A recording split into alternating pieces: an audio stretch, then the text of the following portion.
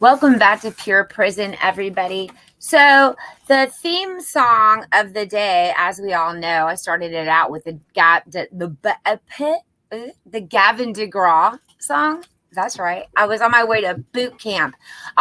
So that's going to be the intro. I'm hoping you guys can hear it. We're going to turn it up for just a second.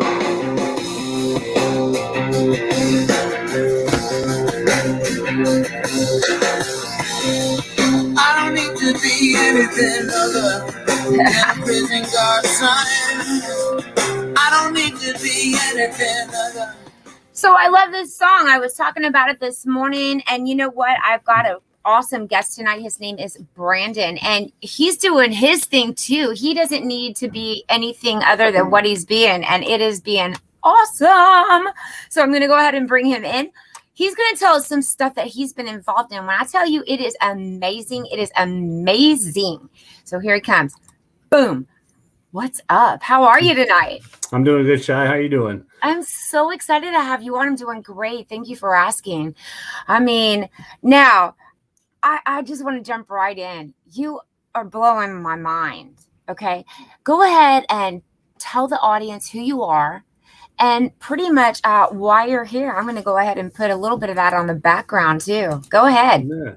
So my name is Branon Brown, and I'm currently in prison. I've been here since 2008 is when I was arrested, and I've been very fortunate to work on my education the whole time that I've been incarcerated. So I'm currently a PhD student at George Mason University, studying conflict analysis and resolution, specifically studying narrative issues within criminal justice and restorative justice, and been pretty lucky to get my associate's, bachelor's, and my master's degree since I've been on the inside. So I'm just blown away. And I have some questions about that. Now, you're getting that through George Mason University? Yeah. Tell us a little bit about them and how you got involved with them, please. I mean, it's I love colleges that are going in and doing incredible things like this.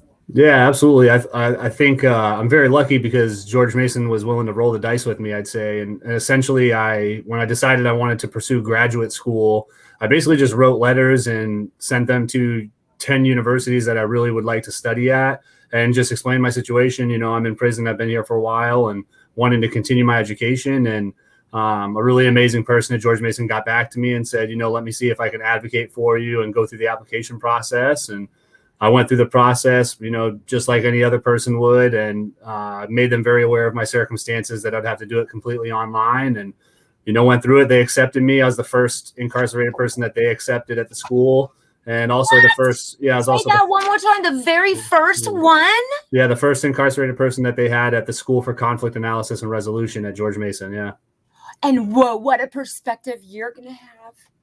Yeah, absolutely. Are they ready for you? Well, I think that was one of the reasons why they were willing to do it. Is I said, you know, right out in the open, I've lived in conflict for the last 10 years of my life, my entire adult life, and I want to understand this whole system better and bring my perspective to classes. So, I mean, okay, so you just hit on a couple things, and I was going to do this later, so I guess we're going to go backwards, and that's how, you know, it's supposed to be sometimes. Online. Now, you're in Maine. Yep. Okay. Progressive. We all know this. More progressive than, you know, down here. Here. Okay. So online, they were cool with that? Cool. Not at first. So it had actually never been done up here before. I was in the maximum security prison, and so nobody had ever done any online learning there. And so it took a lot of convincing, a lot of moving parts to get people all on the same page. But essentially, they said, if you can get accepted into a program, we have a policy that will allow you to do supervised online stuff. And if you can get accepted, then we'll let you kind of hopefully pave the way for others to do it. And so I just took it kind of one rung at a time until I got there, and we just made it work, you know, flew by the seat of our pants with it. I need to speak to the warden. If there's any way you can get me in contact with whomever, classification, seriously, I need to speak to them. That is amazing. I love that they gave you that chance. They took a chance on you too. Absolutely, without a doubt. Now, do you think it was because of, well, okay, let's just go back. You were incarcerated at the age of 21. Yeah. You're going to be 35 in a month. Yeah. So happy early birthday. Thank you. So do you think one of the reasons was your behavior? No DRs. Did you do programs, participate in betterment classes? What was about you that they wanted to roll the dice on? Yeah, I think there's a handful of things. I mean, I've been very fortunate. Like I said, I got involved in the college program very early on. Doris Buffett is actually the reason that I was able to get my education from the beginning. I was part of the Sunshine Lady Foundation. She completely funded my associate's and my bachelor's degree. So I think a lot of it was I got involved in education. I got involved in civic groups. I was the president of the NAACP at our prison for a little while. I was a hospice volunteer. I was, in the dog program. So I did everything I could the whole time that I was, at that facility to just really better myself. But I think more importantly, to better the environment that I was in and the culture of the environment. So I also think they knew how determined I was. That's a big part of it. I was somebody who, if I set my mind to something, even if it was kind of going at it with them, then I wasn't going to let up. And so I told them basically, I'm going to do it one way or another. If you support me, it'll make it easier. And if you don't, I'm still going to try. So persistence. It is especially, listen, you've got to be in there. You're the only person that's going to advocate for yourself. Except unless you meet advocates out here. And how rare is it that an individual inside actually meets an advocate? You know what I'm saying? Without a doubt. Yeah. I was an inmate. I know. Yeah. Yeah. So this is now Doris Buffett, Sunshine Lady Foundation. I just like the name. It just makes me happy. Yeah. So what's up with that? Yeah. So it's Warren Buffett's sister. And her story is beautiful. She just does, while she, God rest her soul, she passed away last year, but while she was alive, she just funded a lot of different important programs. And one thing she's always been into was giving people a second chance and really big on your worst deed not defining you. So, it's actually not just in Maine. She started in New York State and she funded tens of millions of dollars into prison education programs. And so in Maine was one of them that she put that money into. And I was just very fortunate early on in my time in prison to be able to get involved in that. And it really was like a defining move for me in my life, not just my incarceration, but my life generally. Yeah, your life.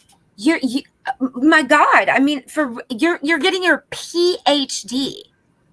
Okay. And just so you know, I spoke to a person who's about to return. Okay. They've been down for 11 years. Yeah. And they said, what did you just say? And I said, yeah, man, he's getting his PhD. And he said, a PhD, how? And that's one of the questions they had. How did you find the time? How did you do that? Don't you have to maintain a job up there in your, daily activities? And don't you have house chores to do? Clean the bathroom or whatever. Your area. How did you do that? Yeah, I think you said the key word before, right, is persistence and dedication. And for me, I fell in love with education very early on after I came in. I never was somebody who focused on education before coming to prison. I was always an athlete, and that was my focus growing up.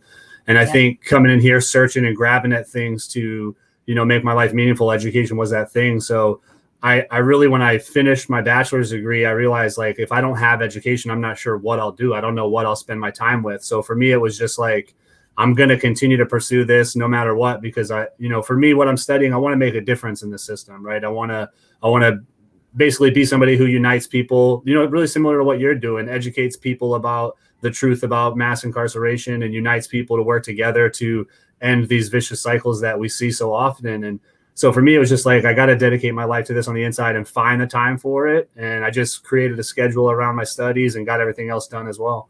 That's right. And that's persistence in your own life.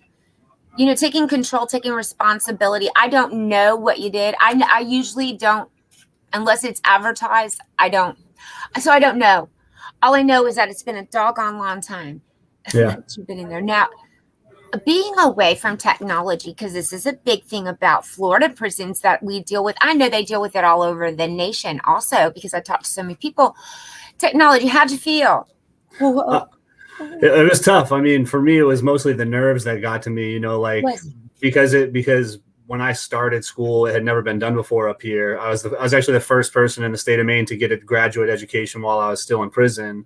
And so for me, it was like every time I got on the computer, even though I had a staff person watching every key that I touch, I'm like feeling like I'm doing something wrong. And so it's getting over that anxiety first. And then it was just kind of, settling into learning how to use Google, learning how to, search effectively and not go down all the rabbit holes that are out there online. And, actually, I think the thing I learned the most about was how to use technology efficiently, because when I got my master's degree, I was doing 10 hours a week online, and I was a full-time student for 2 years. So I had to learn how to use those 10 hours the most efficient that I could. You had to cram it in there and cram it in efficiently. For sure. Okay. I don't know if you're allowed to tell me this. Did the guards help you if you had problems? Did they say, hey man, that's like Control-C, copy?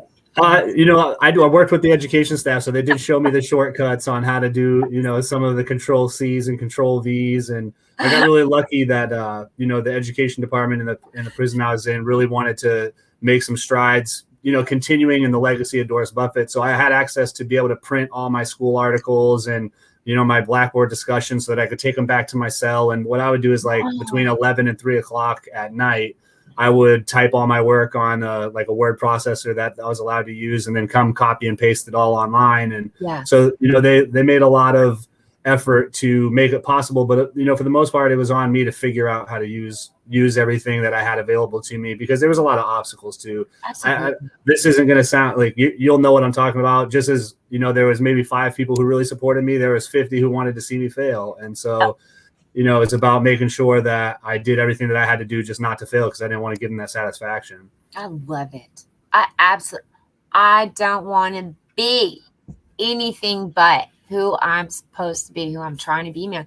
And that's it. And I love who you're trying to be. So education, not your strong suit in the past, correct? I mean, just, I just didn't care about it. I never, for me, my life was basketball, sports, and I wanted to go to college to play basketball. So it was like my grades just have to be good enough. So I did the bare minimum to get by. I didn't put enough effort into it to know that I had it in me to I guess, to be smart. You know what I mean? Listen, and was that okay. Did you have that also? I know that this is groundbreaking, first of all. So there's your nerves with that. CO right behind you. I mean, like you said, it's this. I'm going through probation right now. I know I do nothing wrong, nothing. But every time I go there, I freak out. So I know I empathize with you so much.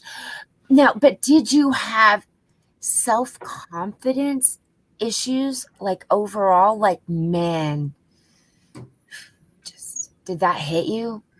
Yeah, I think early on it definitely did. Coming into the prison system, 21 when I got arrested, 23 when I got to the actual prison. Getting into college, and is like you wonder if you can do it. I think I always had a knack for writing. I always was into writing, so I knew that I'd be good in some areas and lacking in some other areas. But for me, it was just more. I think I always kept the end goal in mind, and I didn't really know what it was. I just knew that I wanted to get out of prison at some point, better, smarter, more grown than I was when I came in. And so anytime that I had those self-confidence issues, I just reminded myself, like, this is the reason that I'm putting my time into this, just to become better, become smarter. And even if you take baby steps towards that, you're still making progress. So I love it. Now, and one of my big things is restorative justice. I mean, I am, that's big for me. Talking about traumas, things that led you to be incarcerated, myself to be incarcerated, dealing with cognitive behaviors, things like that. Now, the PhD, what is it exactly geared? You told us before, are you gonna get it down to a finer niche when you come home? And we're gonna talk about that in a second too. Yeah, for sure. I mean, I'm very interested and passionate about restorative justice, and what I'm the niche that I'm working towards is the specific narrative aspects of restorative justice, but also the narrative aspects of criminal justice. And on top of that, the narratives that damage in our country, right? So we have a lot of systemic and structural issues that are happening in the United States that are leading people to incarceration. And I think it's underestimated the narrative things that fuel that. So the stories about certain types of people, certain groups of people, but also the stories that accompany once you're on the inside. And so, restorative justice historically has been this really big push on how to address crime once it happens, but not enough of a push on how to address the stories that follow crime for those of us who don't get a chance to access restorative processes. So for me, it's about telling better stories. I can't tell you how many people say, oh, I can't believe a prisoner can do what you're doing and this and that. And I say, well, everybody can. It's just about whether we provide them opportunities to. And that's really what it boils down to. The story is that we are this and we are that. The reality is that we're so much more complex than the stories floating around. We just don't have an outlet to tell those stories. So much more complex. In fact, I'm just now starting on my platforms to start speaking. And not about a story about myself so much, but yeah. And I think what that means. And it's just to bring hope. And I personally, restorative justice couldn't be part of my story about my sentencing and things. And I wish it could, but it can't. But it blesses me when I get to see it in others. It really does. And it makes me it just touches me in so many ways. I can't even tell you. Now, another thing that touches me is people that make changes with laws. Whoa, that is something that you, my friend Branon Brown, have had the recent opportunity to do. And it was big. Can you tell us about that? Yeah, it was really big for us out here. It's interesting. You said something earlier about Maine being progressive. And in some respects, I definitely agree with you about that. But in others, we're really behind the times on where the country is going and where the country has been. So we're a non-parole state. And in a lot of ways, we're a completely ineffective state when it comes to reentry generally. So how we reenter our prisoners into our communities is severely lacking, and it has been historically. So in the past, there's only been really one avenue towards reentry, and it's something called the Supervised Community Confinement Program. And it's basically intensive supervision that would allow you to do your last 18 months in the community, regardless of the length of sentence that you had, with some other specifics. But basically, if you were doing a 40-year sentence, you could do 18 months in the community. If you were doing a 4-year sentence, you could do 18 months in the community. But what would happen is when you got to that point where you were applying, they would gauge the community sentiment about you, and it would be your biggest barrier to getting out, especially if you had a violent crime. So the problem that I've identified with that over the years is that the guys and the women who are doing, sentences for violent crimes are doing the most time, which means they have the biggest need for reentry. But the problem is you can't change the story people have out there about your crime. You can only become something different. But if, again, like I said, if there's no outlet for that story to be told, then they wouldn't let people out. So what we did was we created a new law to kind of refine the supervised community confinement program. And it upped the time from 18 months to 30 months. And it also created a mechanism where now the department has to use evidence-based approaches, and they have to gauge your likeliness to succeed on the program. That's got to be the primary determining factor for your eligibility. So we created more time for especially for long-timers to transition out, and just a better process for you to be able to, during your incarceration, prove who you are to get that chance to have structured reentry back into the community. Oh my God. I'm speechless. Can you come here? Because yeah, absolutely. Out in October, right? Yeah, so I'm currently my application is under that investigation phase to see if I can transition out onto the program. So that's one of the really cool parts. What do they need? Do they need some letters? Do they? No. I think I'm good, to be honest with you. I think the process is well underway, and at this point, I'm just waiting to have like my interview with the folks who will supervise me, and hopefully just get that transition date in October. And my plan is to continue doing the work I've been doing, really focus on my studies. For me, I'm at a pivotal point where I really need access to technology that I don't have in here. So that's my big reason for like needing to get out. But as well as that, I want to continue doing the work that we're doing up here to really inform people on some of these changes that need to happen.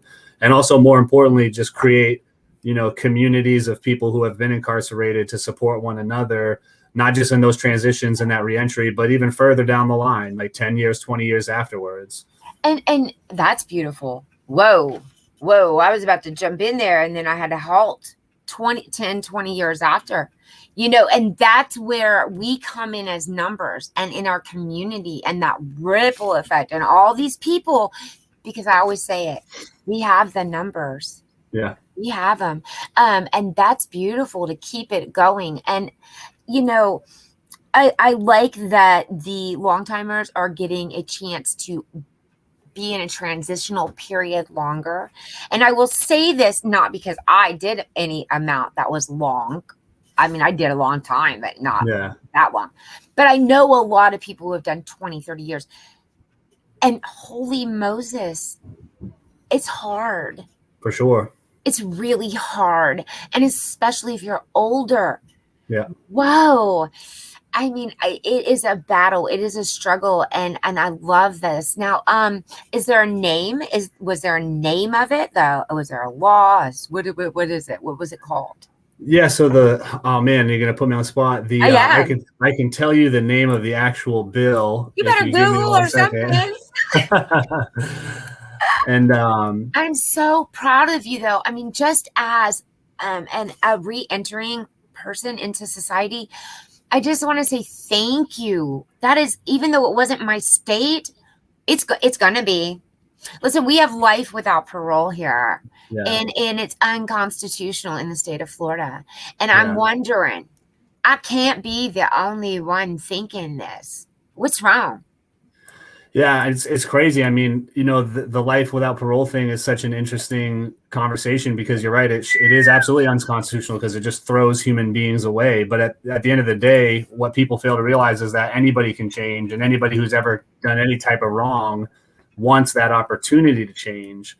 And until you're in that situation where you or somebody you love, right, has something so drastic as a prison sentence coming up, then it's impossible to really know what that means. And so in Maine, like I said, we're not a parole state. So we have life sentences, just our natural life. We don't need the without parole because we're not a parole state. But we also have these sentences where people are getting 50, 60, 80, 100 years. And why not just call it life? Because we know that the aesthetics of that is wrong. But when you give a 30-year-old man an 80-year sentence, or a 40-year-old woman a 50-year sentence, that's a life sentence. And so the way our state is structured, you don't really even realize how many people are doing life because they don't categorize those huge numbers as life. But it, like you said, it's unconstitutional, and it's unconscionable to do that as well. Unconscionable. What is going on now? Listen, and I'm going to be the first one to say it. I am not saying that people should not pay for their crimes. Got to do it. You broke the law. You hurt somebody. You got to do it. And I'm not saying that people of a certain level should not stay behind bars. That's just the sad facts. But whoa, we need a change. I mean, this is nuts. This is mass incarceration, and it's blowing my mind on the daily. And I just can't wait for you to come home. Because we really need you in Florida. I really would love to work with you on something. I really, really would. Yeah, me as well. I think the way that you're using this platform is such a beautiful thing because it's getting those stories out there that people need to hear. I mean, people need to hear not just what our experience is, but also what we're capable of to really like let people know that we're human beings. Of course, like you said, we commit wrongs, we make mistakes like everybody, and some of our mistakes are, severe enough to require some aspect of punishment, some aspect of imprisonment. But like my big thing is, what do people want out of our prisons? That's the question that I often ask people. You settle on us coming to prison and you live with yourself knowing that people are doing these extreme amount of times, but we know that 90+% of people come home. And so you have to ask yourself in the community, what do you want out of the prison? Because if you're just okay with it being whatever you think it is, then that means you have to be okay with those people returning to society. And it's only a matter of time before those cycles show up on your doorstep. So for me, it's about educating people. And I tell people all the time, I'm their neighbor. I live here. Yeah, we're going to be your neighbor. So rehabilitation has to be a part of it. Reentry has to start when they get in. And you know what? It doesn't matter how long they are. Your mind is still, that's unconscionable, as you said, people's minds. And okay, so I wanted to touch on something you also Gosh, you said something earlier, and I can't think of what the heck it was, but it was awfully good. Okay, so Octoberish, right? Yep. Okay. What are your plans? Are you going to stay up in Maine when you get out? Are you going to go to a different state? Have you made plans that far? Okay. Yeah, for the most part. So under this, and I found the LD, it's LD 1593, and so it's the 130th legislative session up here in Maine, and that was the actual bill that we passed, LD 1593, and the title of the bill was an act to provide pathways to rehabilitation, reentry, and reintegration.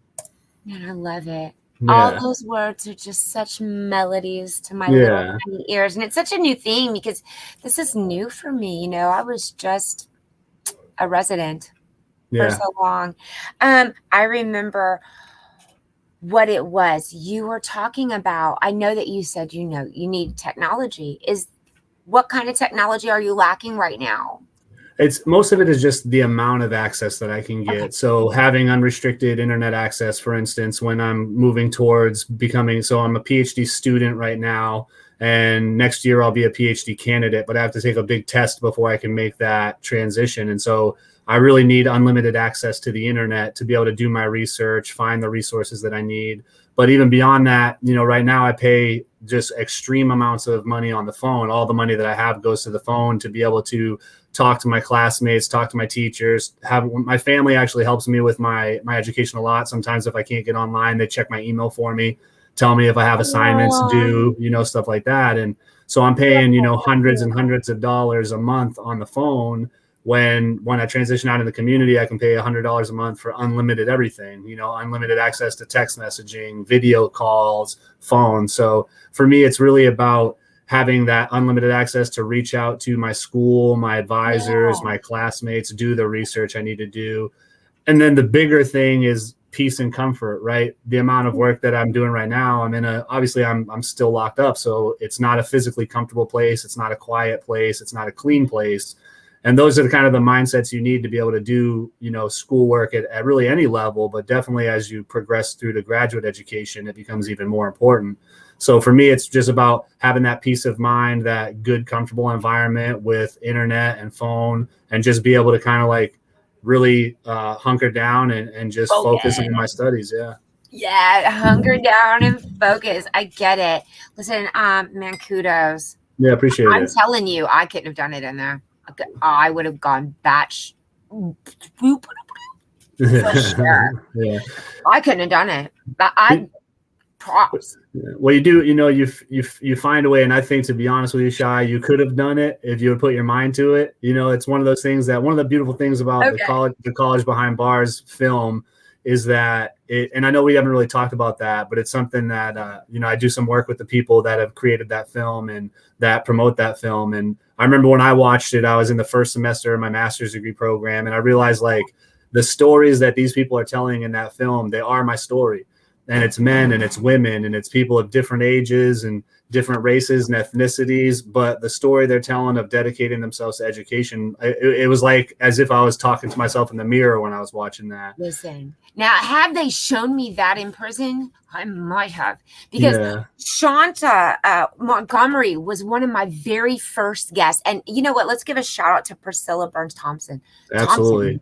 And she is with the Big Picture Educational Consulting group. Listen, big things. I love her. She's always sending me people, and she's just amazing. And the College Behind Bars, you're right. All kinds of groups. And they didn't show the women enough, but whatever. But it was phenomenal. Yeah. Phenomenal. And you talk about empowering. Yeah, and the women's stories that they did show, and I agree, they could have focused more on that. And I think it's just a numbers game at the end of the day, right? There's less of them to show, but the shows that the stories that they did show, what powerful stories, right? You hear the stories of these women, and you hear about their turnaround, and you hear it from them, right? You don't hear it from a narrator, you hear it from them directly, really being open and honest with their story, where they went wrong, where they were wronged, where the system went wrong. And it's a really three-dimensional view of the power of education to kind of show you who you are, but also show you what the system is, so that you can have the tools to kind of like fight back. And that's what we need to start doing, right? We need to start fighting back. And you said it, we have the numbers to do it. And that film really, shined a light on that at the end of the day. It sure did. And again, we're not a crime. Not a crime. And I'm so happy and I'm so blessed to be able to say that I am not my crime. Yeah. Just not. Story, call it a story, don't call it a story, whatever you want to call it. It's an amazing journey. And I'm so blessed to have been on it, whatever crazy road it took me down. And I know you're going to be saying the same thing when you come home. Already saying it without a doubt. I'm blessed. I look forward to speaking with you in the future, Brandon. Thank you so much for coming on tonight. It was my pleasure. Again, Priscilla. Mwah, mwah. Yeah, we love you, Priscilla. Yeah. Absolutely. I want to do a homecoming, so stay in touch, okay? I absolutely will. And I'll answer your last question real quick. So I'm staying in Maine for a couple of years just because I have to under that program. But as soon as I'm released from custody, I'll be heading to Virginia to finish my school, wrap up my PhD, and then see where the path takes me. But hopefully stay right down there in the DC area so we can start affecting change with some federal law and some national advocacy. Big things there. My goodness. I'll come up and see ya. Absolutely. All right. We look forward to having you back on. Thank you so much again. I appreciate you, and I'll be in touch. Absolutely. Oh, and by the way, can people donate? Do you have something like that up there? JPay, anything? We don't. So it's another thing. We're very behind the times. We actually don't have anything like that. We don't. I don't even have a tablet in this facility that gives me the ability to text or email or anything. It's all phone and it's all letters. But how about you just tell everybody to stay in touch, and I'll get a hold of you as soon as I'm transitioning out, and give everybody my social media. So if nothing else, they can just stay in touch and follow the journey as we get people together to continue to fight this system. Yeah. That's right. And you'll be back here, so we can always stay in touch. I can't wait to have you back on. All right. Thank you so much, Brandon. Yeah. Thank you, Shai. Absolutely. Well, everybody, that was so exciting. Now, listen, there is a virtual conference going on the, I think it was the 26th. That's in a couple of days at 5 p.m. It's on line. I just posted it on YouTube last night, and it is about reentry also. Reentry. It's so big. Starting at the beginning. Let's change things. He's changing things. He changed things. Holy Moses. I can't wait to have him back. I look forward to having you guys back too. Remember, it's peace or pain. It's always your decision. And I look forward to seeing you soon.